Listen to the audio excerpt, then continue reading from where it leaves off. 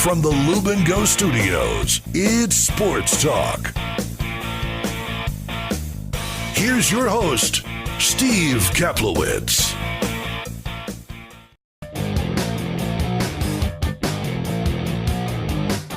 Super excited about our next guest as Sports Talk continues live from Twin Peaks here, Sunland Park, getting you ready for the Baseball Home Run Derby. Come on down and join us. We'll be with you till 6:30, and then it's Chihuahuas baseball. So from Aaron Jones and the Jones Brothers football camp, we're going to talk about a big event that's going to be coming up this Wednesday at the Sun Bowl Stadium.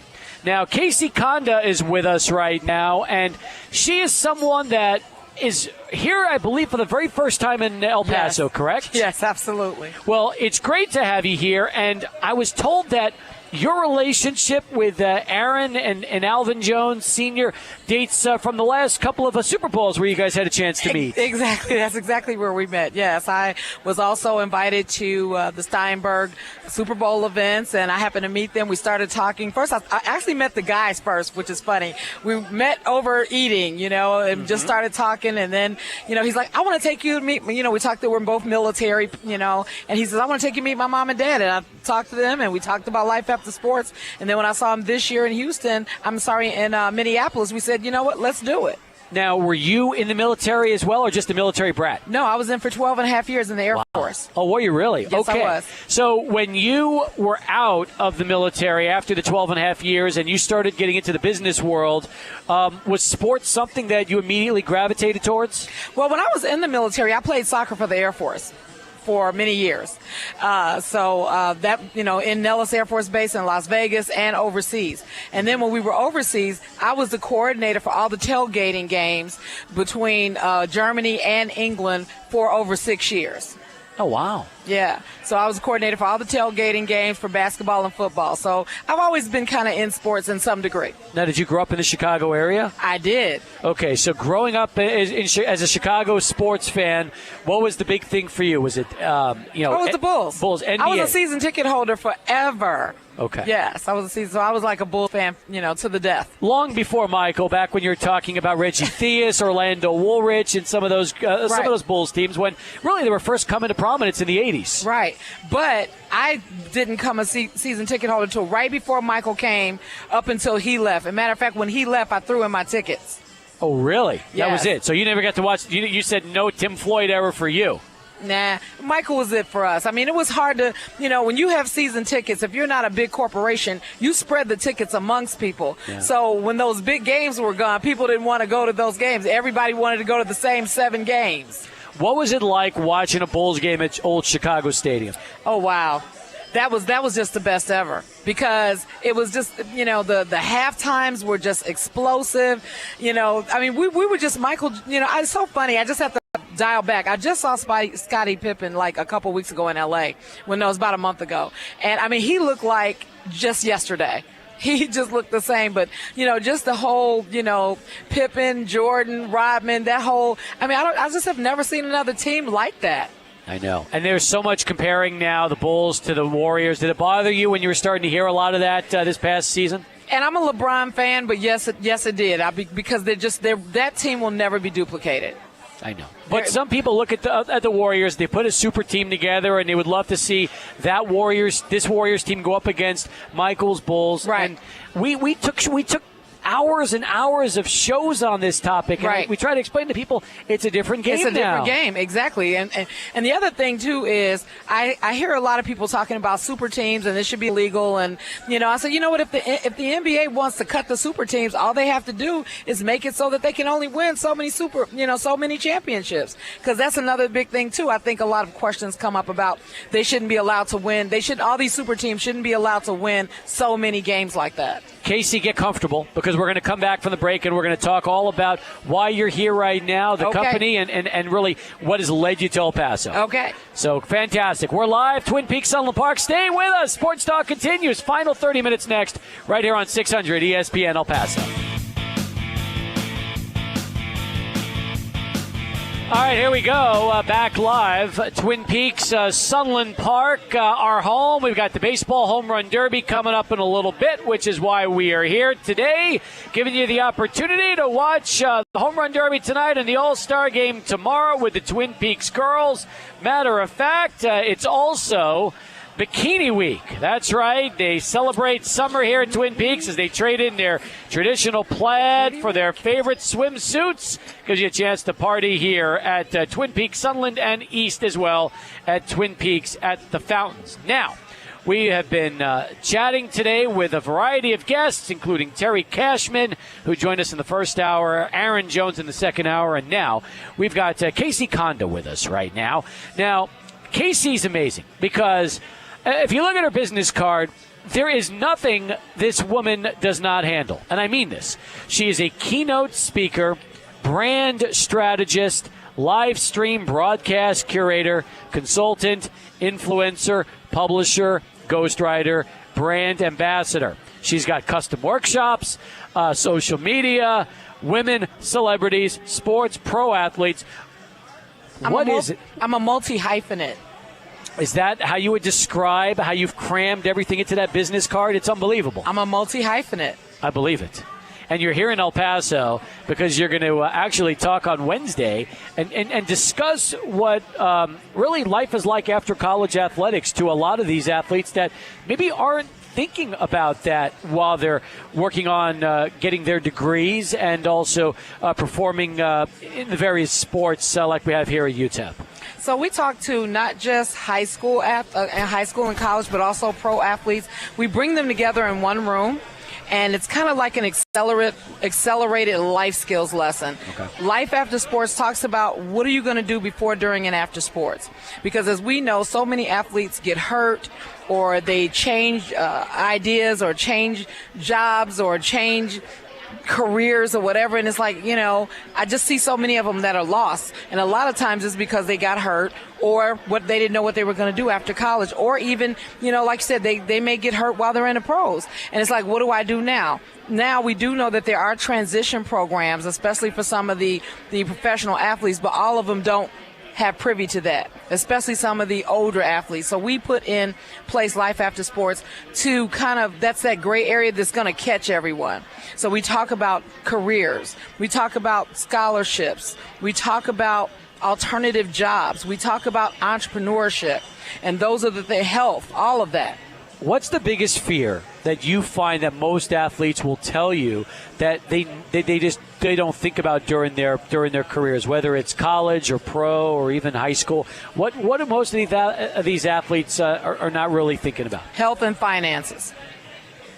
Those are the two major things. The hardest part to me about finances is sometimes athletes just get bad advice. There's no other way to put it, where they get told to either try to invest with friends on things that don't go right, or other failed opportunities. And next thing Correct. you know, they've or they spend their money the minute they get it, and then Right. they don't realize that they're not going to be able to make that kind of money for the rest of their lives. That's right. And if you look at what's going on in the news now, if you look at Tyler Honeycutt and like a lot of these athletes that they have these relationships, or even a LaShawn McCoy, however that turns out, but it's still, there was money involved, there was property involved, there was jewelry involved. So if you look at that, a lot of times it's like, I want my jewelry back, I want my money back. So a lot of those things too tend to be involved in their afterlife sports, even though LaShawn is still playing, but you understand what I'm saying. Those are those things that, keep coming up. I want to get this back. And that's because there was some kind of money mismanagement there, or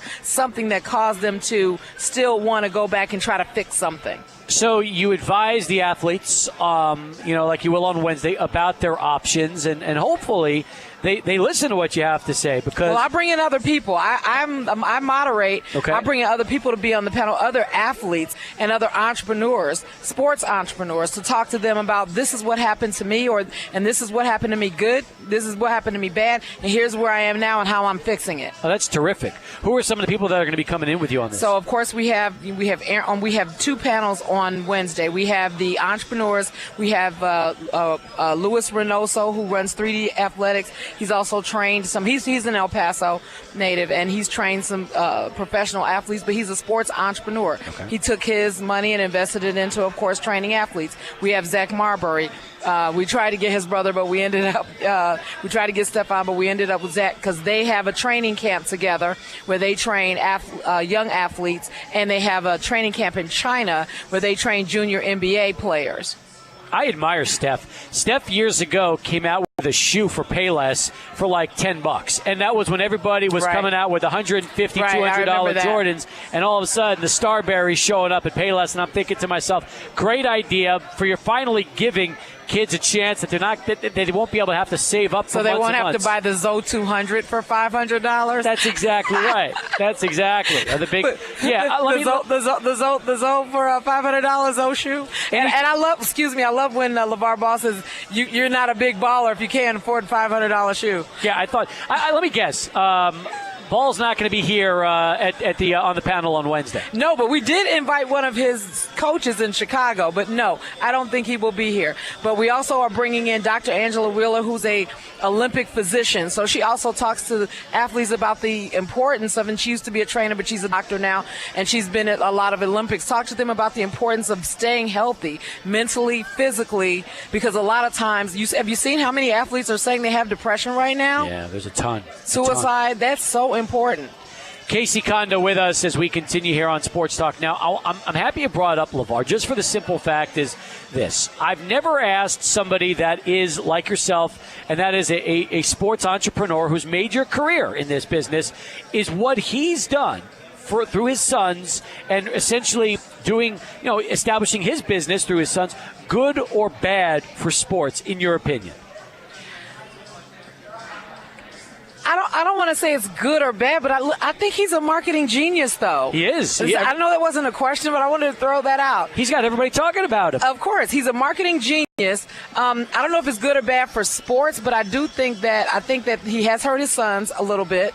I do think he has hurt them a little bit. However, if this Junior Baller Association, if it pops off, I mean, they're going to be, we're all going to be looking like, hey. So I don't want to make a call on that one. I think Dennis Rodman years ago was a marketing genius. I really do. I thought that some people thought he was nuts. I said, you know what? Not at all. He's got everybody talking about him, and for the most part, he built his brand on himself. And who knew he was going to be at the Kremlin? Who knew he was going to be? Nobody. Who saw that comment? Who knew he was going to be taking credit for that? That's exactly right. I will say this though, since you brought up the days of Rodman playing in Chicago, so I go back to the days when Dennis left Detroit and came to San Antonio for a brief period of time before he left for Chicago, and he was the first athlete, because at that time he was dating Madonna. He had just bleached his hair, and he had also just started coming out with tattoos. And in those days, you didn't see a lot of tattoos at all on NBA players. It was almost a taboo subject that nobody would have it. And he pioneered it. And now it's almost a rarity when you don't see a tattoo.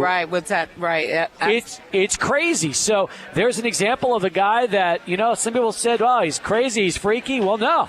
Dennis Rodman became a pretty big trailblazer for a look that now has become trendy in all sports and all society for the most part. Very true. Pretty remarkable. Now, let me rewind for a second, because last hour we were talking, Casey, about your days, from Chicago and kind of in the Air Force and what you were doing. How did everything lead to this? Now becoming an entrepreneur, a brand strategist. You also were the first African-American woman to manage a women's pro basketball team. So let's fill in the blanks for a second and tell our listeners how you were able to go from 12 years in the Air Force Academy to then one of the most successful female entrepreneurs we've seen in sports.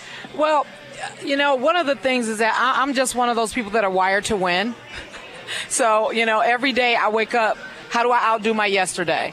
And I try to solve problems. That's what I'm doing now. I'm trying to solve a problem. That's what Life After Sports does. And to be honest with you, I didn't even think I would be doing this, if you want to know the truth. I was doing my motivational speaking. I was fine with, doing my little brand consulting and stuff like that. But I kept, once I got inducted in the African American Hall of Fame, and, they started doing, they have a documentary out about our league right now called The Vision, by the way. Now, how do people check that out, or can they see that? Well, they have to see it at one of the film festivals. It's going to be in Las Vegas on August 23rd at the Palms at 4 p.m., but it's circling. It's been in Hollywood. It's been first place everywhere. Congratulations. Yeah, so, once all the stuff started coming back, I said, what can I do? I started talking to some of my former players, some of the women that, like I said, that play with us, and I kept saying, you know what? These former athletes, they need help too, and how do I marry them together where they can help college athletes and high school athletes with the knowledge that they already have? And we came up with this platform, and it's still evolving, because when I go back to Las Vegas, we were just saying we're going to do more workshops and broaden the scale a little bit to CTE workshops and depression workshops, and and also more entrepreneurial, how to get into broadcasting, real estate, whatever the athletes need. Were you always about being your own boss? Always. My mother was an entrepreneur. Okay, so you knew even after you were getting out of the military with the Air Force that there was no way you were going to work for somebody. You wanted to start your own business. I had a business while I was in the Air Force. You did? Okay, yes. So I've always had some kind of business. And my mom, at 12 years old, my mom was a computer programmer, and we had key punch machines in the basement at 12. Everybody else was out playing. I was key punching first. Oh, wow. So you were raised on this even from being a kid? In the womb. Was sports a first love for you as well? No, it was not. I love sports as just as a novice, as a hobby like everyone else, just as a spectator. But I never thought that I would be involved, to this degree. Until like I said, I have clients that are athletes, and I'm, writing books for them and helping them out when they get in trouble, and taking those midnight calls from overseas, because my overseas player is waiting, for her next location. So, it just came, I'm one of those people that, like I said, I like to help people. I want to see people win. Casey, let me ask you this. You're big on social media. Social media has evolved so much over the last 5-10 years that right. Everybody's got a voice, everybody's got a platform. Right. Good or bad for us, for athletes, knowing that there's so much access to social media now compared to the way it used to be? I'm going to say bad, only because I look at the little tiny mistake that Cam Newton made. I don't even think he meant anything by it when he made that comment, and then, he loses a Dannon yogurt multi-million-dollar contract just for one statement that goes viral. So I'm going to say bad to that degree that, things can catch fire so quickly, and within minutes it can literally change your life. And, look at Roseanne. It's the same thing. Oh, it is. How overnight, it takes people seconds to get on, and just literally you can lose everything. So I'm going to say bad to that degree, because it's very enticing and it's intoxicating to be on social media, because it's another form of fame. Exactly. So do you almost advise people how to handle social media? Because absolutely, you've got to be careful what you put out there and understand the consequences of your actions. We always talk about social media at these events, and especially when we're talking to high school and college, because they live on social media. They live for social media. This is their other friend. They get to be able to put something on here and be anonymous, even though they're not really. And that's where I think a lot of times they still think that it's in their mind they're anonymous. Or either they're looking for, this other adulation.